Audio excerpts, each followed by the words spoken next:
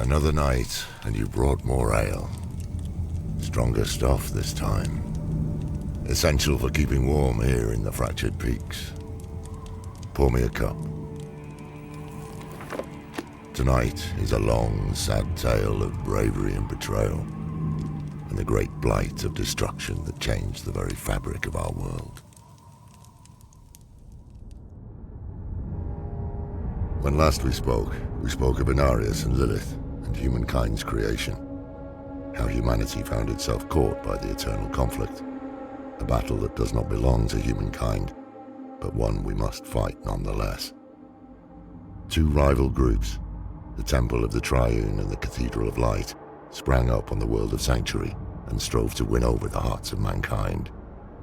The Triune was secretly backed by the three prime evils, Mephisto, Baal, and Diablo, who had discovered Sanctuary's existence.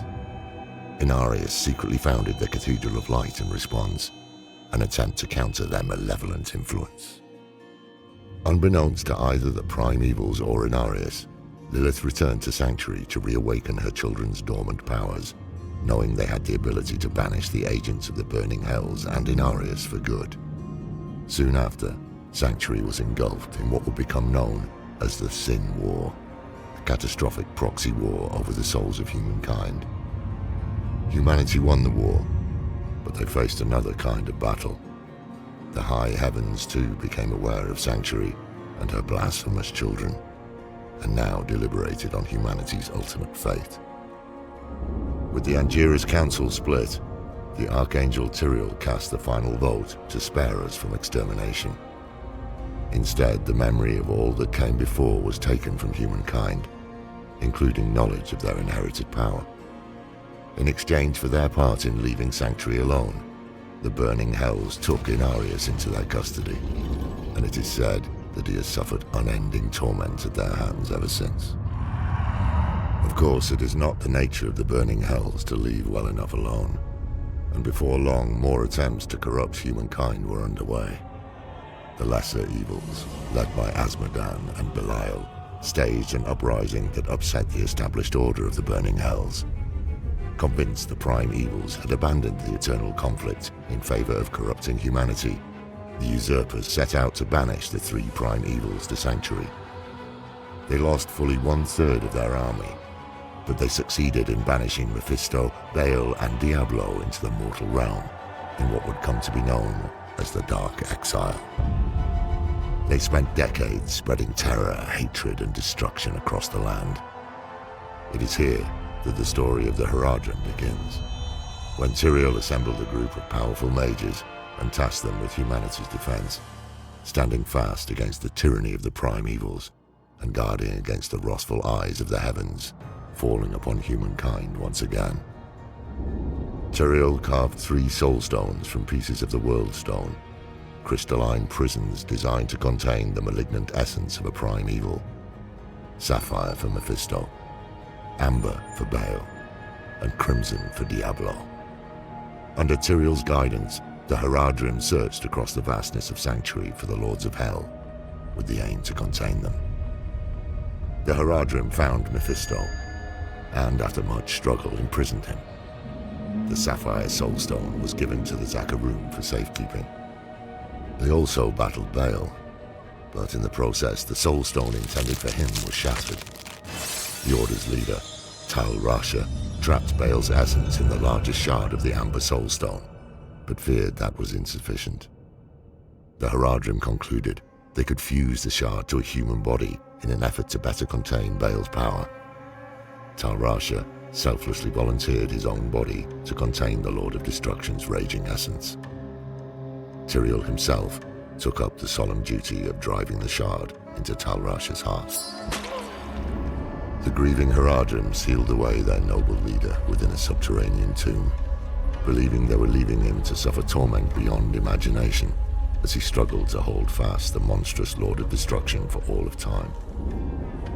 In the wake of this tragedy, Jared Kane took leadership of the bruised and battered mages. Together, the Haradrim spent nearly 10 years following Diablo's path of terror through Sanctuary, until finally coming to blows and containing him within the Crimson Soulstone. Diablo's soulstone was carefully hidden deep in a labyrinthian cave system by the Haradrim. To guard the great evil hidden in its depths, a Haradric monastery was built atop the caves. The hope, I believe, was that it would never be disturbed, and that Diablo would be forgotten in the great below, his influence fading with time. But that was not to be. No prison can last forever. So long as a key exists, its door can be opened. The land near that small monastery would eventually be settled, and the quiet, prosperous town of Tristram was founded there. None could have known, except perhaps Diablo, the grim fate that would befall the unfortunate souls that called Tristram home. Over time, foreign powers influenced the land, and Tristram became politically significant. At the behest of the Zakharum Church, and guided by Archbishop Lazarus, a Zakharum lord named Leoric crowned himself king of Kandurus and made Tristram his capital. He converted the old Haradric monastery into his seat of power, unaware of the threat that lurked beneath. Leoric was wise and just, ushering in an era of peace and prosperity for Tristram. But with time, his outlook darkened, and he grew irrational, his mind slipping towards madness and paranoia. The king began ordering the execution of any who questioned him, and people started calling him the Black King. He declared war on the neighboring kingdom of Westmarch, in part thanks to Lazarus's counsel, an unjust and unwinnable war. Leoric's eldest son Aidan joined the fight, seeking approval from his father. Shortly after Aidan's departure, Leoric's youngest son Albrecht went missing. Leoric tortured and executed many of his own people in his frenzy to find his son. His knights, freshly returned from the war and appalled at the state of their kingdom, were forced to slay the Black King to stop the brutality. In an attempt to honor the man he had been, Leoric was given a proper burial in the old catacombs. Aidan too returned to find a kingdom in shambles. Rumors of the horrific happenings in Tristram spread, along with the news of the appearance of demonic creatures, and brought adventurers to Tristram. Two such adventurers joined Prince Aidan when he entered the catacombs to find his brother Albrecht. During this harrowing journey, Aidan was forced to strike down his own father, who had been reanimated as a foul entity called the Skeleton King. Continuing on, Aidan soon found Diablo himself. After a great battle of fire and steel, the Lord of Terror was defeated. But this ending is not a happy one. For Diablo had twisted young Albrecht's body into his own demonic form. In slaying the demon, Aidan had slain his younger brother. Distraught, Aidan pulled the soul stone from Albrecht and plunged it into his own body. In the weeks that followed, Aidan would seek comfort with a local witch named Adria. Slowly succumbing to Diablo's influence, Aidan eventually traveled east from Tristram and became known as the Dark Wanderer, set on liberating Baal and Mephisto. As the Dark Wanderer traveled east, a new group of adventurers arrived in Tristram. They rescued Deckard Cain from the ruins of Tristram, who implored them to give chase. Soon the party found themselves taking part in a dangerous pursuit of the Lord of Terror. Following the Dark Wanderer's path towards the tomb of Tal Rasha, the adventurers would face the lesser evils of Andariel and Duriel, who had rallied to Diablo's aid. Instead of Tal Rasha, they discovered Tyrael imprisoned in the tomb. Baal, still using Tal Rasha as a vessel, had escaped imprisonment to join Diablo in his guise as the Dark Wanderer. Together they had overcome Tyrael and trapped him in the prison he'd made for Baal so long ago. The heroes pressed on to find Mephisto, the Lord of Hatred, deep in the jungles of Kurast.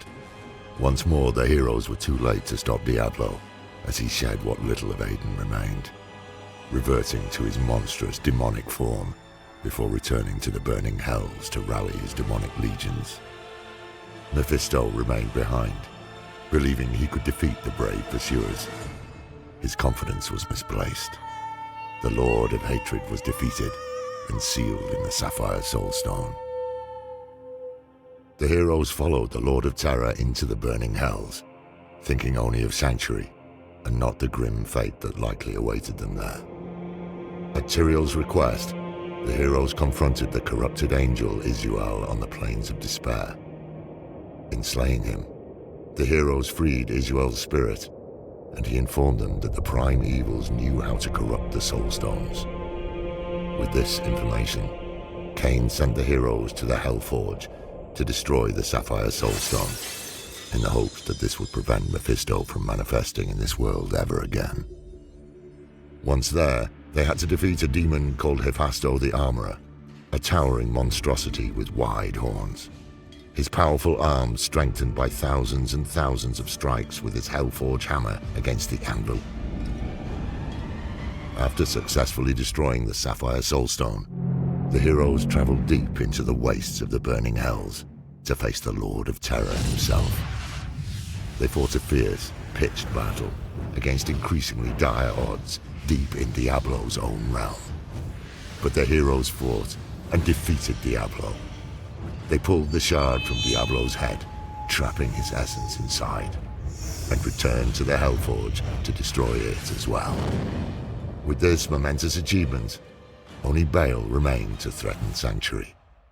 Unfortunately for us, even one prime evil can unleash inconceivable devastation. As the heroes struggled with Diablo in Hell, Baal, Lord of Destruction, set his demonic army on a course to Mount Arreat, annihilating all in his path on the way to his prize, the World Stone. Survivor accounts describe the primeval atop his litter, surveying the barbarian city of Secheron with ravenous malice and an insatiable lust for carnage. His vision for Sanctuary was a wasteland stained with blood. It is both humbling and horrifying to know how close he was to achieving that goal. Thanks to the bravery of the barbarians in the town of Haragath at the base of Mount Arreat, Baal's army was temporarily repelled, buying time enough for reinforcements and the heroes that had slain Diablo and Mephisto to arrive. They fought their way through Baal's army, up the mountain, and finally into the very heart of Sanctuary, the World Stone Keep. Though our heroes ultimately defeated Baal, they could not stop his poisonous malice from infecting the World Stone. A difficult choice had to be made, and so it was. Tyrael chose to destroy the World Stone rather than let it fall to corruption. He hurled his great sword Eldruin at the World Stone, shattering it. Some of its shards fell to earth, imbued with power. The World Stone was nearly as large as the mountain that housed it, and its destruction turned the imposing peak of Mount Arreat into nothing more than a vast crater.